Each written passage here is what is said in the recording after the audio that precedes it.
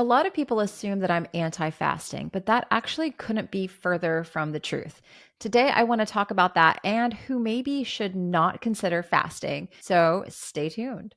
Welcome back to the Sarah Kleiner Wellness YouTube channel. My name is Sarah. Now, my background is someone who's been working with clients over the last 13 plus years. I'm certified in nutrition with the National Academy of Sports Medicine, as well as levels 1 and 2 applied quantum biology with the Quantum Biology Collective. And I have just finished Dr. Tom Cowan's new biology certification. So I have some pretty interesting education, but I've also really just been working one on one with a lot of people all over the world of all ages for a special reason. A lot of women in perimenopause and menopause come to me, but I do work with women in their 30s and 20s as well. But that, for some reason, seems to be my biggest audience. And it's really when your hormones can be the most sensitive. So I've learned a lot through my own personal experience and through the people that I talk to on a daily basis. Before I jump into this, I want to let you know I am running a Mother's Day sale right now. You can get up to 60% off on some of my bundles that will actually walk you through this information, as well as provide support and guidance in my private membership group where you can ask me questions. And we have Zoom meetings to kind of go through some of this stuff because it sounds complicated, but it's really not. So all right, now that we got that out of the way, let's really just talk about this whole fasting thing. Now, if you've been following my channel for a while, and you can even just do this if you're bored and go back to some of my videos from 2020 and before then, I've been all over the place with fasting, with carb restriction, with all of those things. And what I have really learned just from my own experience, as well as talking to people all over the world, working with them in one-on-one consultations and in my groups and courses, is that there is not one size fits all and one methodology that you should follow 365 days a year. I think the biggest problem that people have is that they are unable to tap into their own body fat stores for energy. And this is really, really rooted in leptin resistance. So, leptin resistance essentially happens when the stored energy on your body and your brain are not communicating appropriately. I have a ton of videos on this channel about leptin resistance, and I'll continue to make more. But the first thing I want to talk about in regards to fasting is if someone is really and truly leptin resistant, they really should give their body time to reverse that, restore that signaling pathway through a proper morning routine of getting sunlight in the eyes, activating the leptin melanocortin pathway, allowing these things, again, these signals to be reestablished, eating that breakfast in the morning, getting that morning hunger to come back. That should happen first before you start fasting, because again, when you have leptin resistance, the stored energy on your body and your brain not happening as it should. There's weight loss resistance, hormonal issues, thyroid issues, a lot of downstream issues are happening. And fasting can kind of tip the stress bucket for a lot of people so that maybe they lose a little bit of weight, but then all those hormones kind of come as a backlash and you end up eating more or not feeling well. I've had people just not go into a full on binge after a fast, but their body just kind of overcompensates for the next couple of weeks so that all the good benefits they got from the fasting come back to bite them, right? Like they just lose all the benefits. So this is really important when someone wants to fast, which again, I like fasting. I personally do fast probably 2 days a week. I'll just skip dinner. That's the way that I fast, but I'm not going to have someone do that who's super leptin resistant. So again, we're going to work hard to reestablish those pathways. And that brings me to the second point. If someone has really poor sleep, I'm also not going to recommend that they do a lot of fasting. I want them to have reestablished those leptin pathways, those light signaling, that darkness at night, and then sleeping really well. Because if you're not getting natural autophagy and apoptosis the way that you should when you're sleeping, when you try to actually throw a fast in, is going to create more stress on the body, and your sleep is actually probably going to get worse. The third thing is if someone is hangry all the time, if you can't go more than 3 hours without snacking, without feeling angry, right? There's a difference between hungry and hangry. I'll talk about that in a moment here. But if you're someone who really just needs to snack all day is eating several meals throughout the day. Fasting is not going to be the first thing that I'm going to have you do. I'm going to have you get rid of that snacking. If you're at 6 meals a day, I'm going to try to get you to 4. And then I'm going to try to get you to 3. And then I'm going to keep you at 3 meals for a little bit of time, right? Again, while we reestablish leptin signaling, and then we could take the dinner away. My biggest problem with fasting is that people are skipping breakfast. And at first, it might feel really good. You might feel like you have a lot of energy. But then after a while, you start to have energy crashes. You start to not sleep as well. You start to maybe retain water, retain weight, because cortisol has become dysregulated. In the morning, we have a cortisol release. It's supposed to go up in the morning.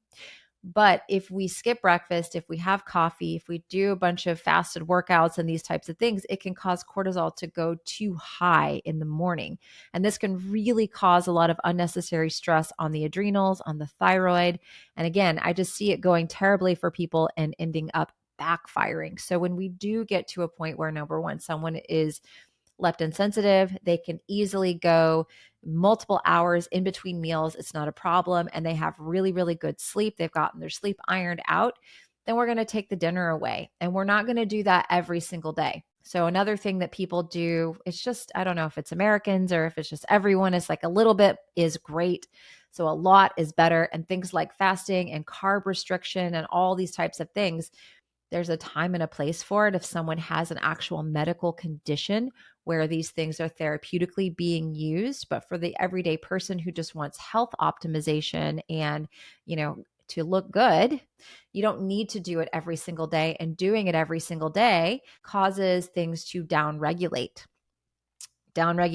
of thyroid, downregulation of energy, all of these things, because your body is very smart. Your body is like, oh, well, we're skipping dinner every day now. Okay, well, then I need to pull back a little bit on how much energy I am making, right? Because of this conversation that we're constantly having between the body fat and the brain when leptin is sensitive. So it's important that if you do want to fast and you want to skip the dinner, the way that I do it is maybe only a couple of times a week, never really 2 days in a row.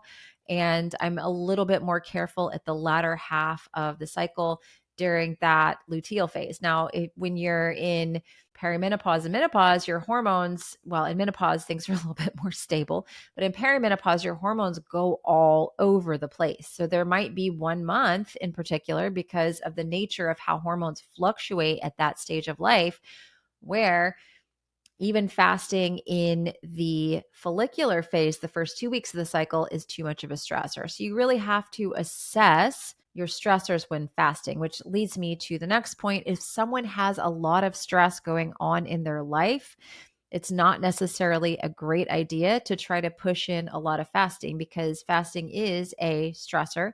It can be a good stressor. It can help with the things I mentioned earlier: autophagy, apoptosis, the cell death and cell cleanup, which we need so that we don't get cancers, we don't get all of these metabolic issues and diseases. We need to be doing that. But if you don't have those appropriate pathways established, then it's not going to go very well. Just to review, fasting, I like it. I personally do it, and just not every single day. I'm careful about how much stress I have going on in my life. And if I have a lot of stress, I tend to make sure that I'm not overdoing it and not pushing it too far. And I want to make sure someone's sleeping well. I also want to make sure that they feel well. They're not hangry all the time. And just to talk a little bit quickly about hanger versus hunger. When you are on a weight loss journey, I think a lot of people think that being hungry is bad. Now, I don't want anyone walking around all day feeling hungry, feeling terrible, feeling depleted. That's not what I'm saying. But if you want to make some changes with your body composition, you are going to have to be a little bit hungry. The problem is when people get hangry, right? When there's a blood sugar dysregulation issue and you feel just angry, like you want to hurt someone. That again is not when you want to push in fasting. Now, adding in more minerals can absolutely be helpful with this process. And I do recommend anyone who is trying to follow any sort of a ketogenic approach or push in some sort of fasting, they do need to be mindful of minerals. And so definitely check out some of my videos on water and what I recommend with mineral balance. But you just have to approach these things with nuance and make sure that you're not pushing in too many stressors at one time. All right. Well, this has been a quick little video about fasting. Again, you want to make sure that you're not someone who's hangry. A little bit of hunger is okay and it's not going to hurt us, right? Even though our brain might tell us it's going to, it's not going to hurt you. It's the hanger where there's an issue. It's when you're screaming and yelling at your family members or your coworkers because you haven't eaten anything in 3, 4 hours. And like, that's a problem. That is a sign that you are unable to burn fat for fuel, that you are unable to tap into your body's own fat stores for energy. And it's not time to do fasting yet. You can get there. You can absolutely get there, but don't rush, right? There's no finish line. That's something I tell my private group members all the time because a lot of them have been feeling really bad for a really long time and they're like, I have to do this now, I have to do this perfectly, and that's not true. You do things to make yourself a little bit better every single day, and you realize and understand there is not a finish line to healing. There's not a finish line to this sort of thing. So I hope this was helpful. Again, I am having a Mother's Day sale that'll go through this weekend. Make sure to check that link out down in the show notes. Hopefully, this was helpful. I didn't script it, not a lot of editing going on, so I'm sure it could have been, put together better. But hey, hopefully it was helpful. If you enjoyed it, leave me a comment. Make sure to like this video, and I'll talk to you in the next one.